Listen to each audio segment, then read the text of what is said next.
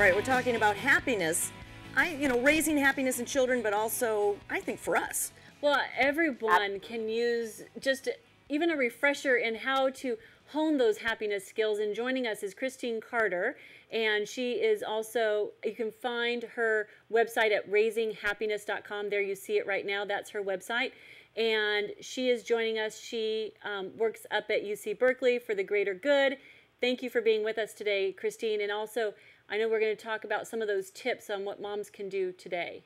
Absolutely. Thanks for having me. Yeah, it's great. We're happy to have you. Anytime, we're happy to have you back. Increased our happiness today. Yeah, so go ahead and share some of those tips with us right now on what moms can do. Okay, absolutely. Well, I actually teach a whole online parenting class about giving parents practical tips for how to raise your own happiness, which you just mentioned, as a parent and as an individual, and then your kids as well. So there's kind of two different ways to do it. I have great news. There's always a buy one, get one free special running in the happiness department, because if you decide to work on your own happiness as an individual and a parent, emotions are incredibly contagious, and you will undoubtedly raise the happiness of your children. And the reverse is also true. So one simple thing that I always recommend that people start with that should be really fun is to think about gratitude. So before I was talking about how positive emotions about the past are a really important part of happiness, and I hear parents a lot of the time saying that they are worried that they're raising really entitled children. Mm-hmm. And so when we consciously practice being grateful people, we're thinking, again, as gratitude as a verb, just like you were saying before. It's a skill that needs to be taught and practiced. Kids are not born into the world knowing how to express their gratitude, how to elicit feelings of gratitude in themselves. So simple gratitude practices, there's a lot of different ways to do it. None of it is rocket science. It is something you should find what works for your family. What we do, it's nothing really much more complicated than counting your blessings, at least at this very simple level. So in our family at dinner time, we just go around the table and everybody says something that they're grateful for. And that is a really simple and yet powerful thing, because it has become a routine. And what we've done is build gratitude into kind of our family structure.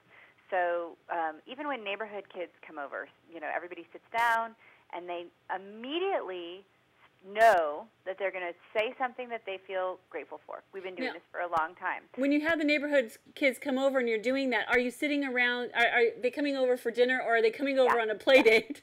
No. I like to cook.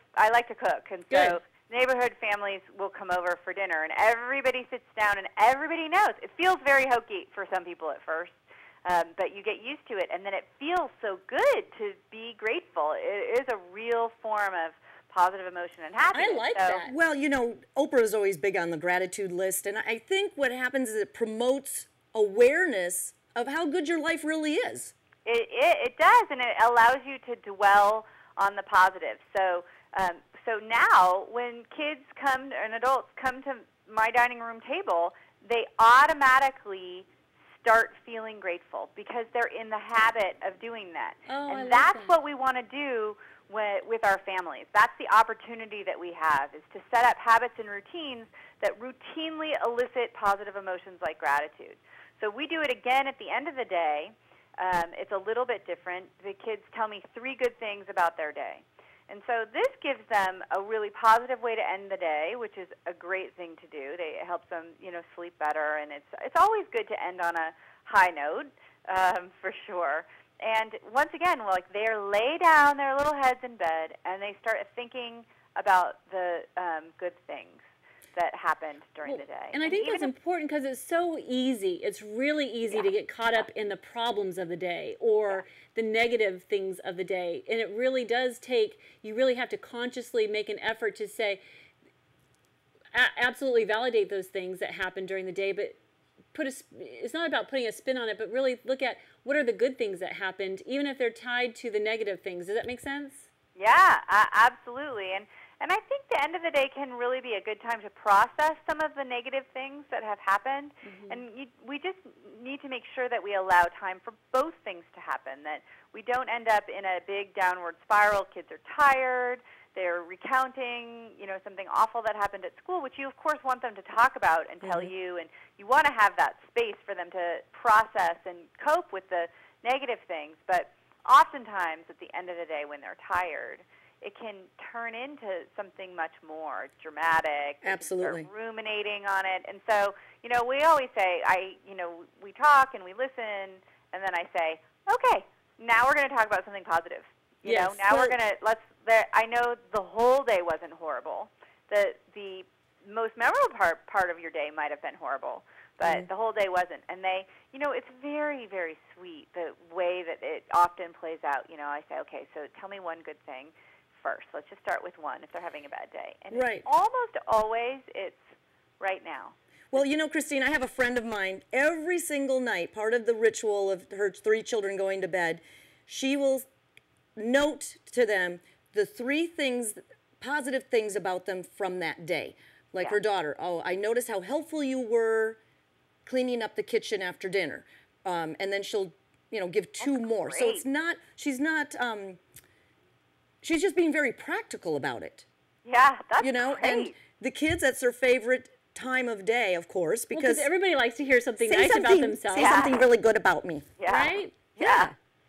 Yeah, I do. One thing I appreciated about you today, and the kids will, and oftentimes, for a while we were doing successes before I was really into the whole understanding achievement and praise and stuff with kids, which is a little bit of a different topic, but I would say, how are you successful today? And sometimes the kids will still say, they'll say, how I was successful today? I helped so-and-so or whatever. Yes. And I love that. It's a wonderful way to end the day. And you'll find yourself being happier, too. Well, Christine, this is such a great topic, and we thank you so much for being with us. And we're down to the last 20 seconds of the show. See how fast this goes by? I know. Fast. I know. So many more tips for you. I know, but we'll have you back on again. So be sure to go to RaisingHappiness.com. Check out Christine's tips and classes and everything. And also go to momstown.com to get more tips and get connected with our community of moms. We will put some tips in our newsletter from Christine, and also sign up for our teleseminar, Riches for Moms, September 21st. And thank you.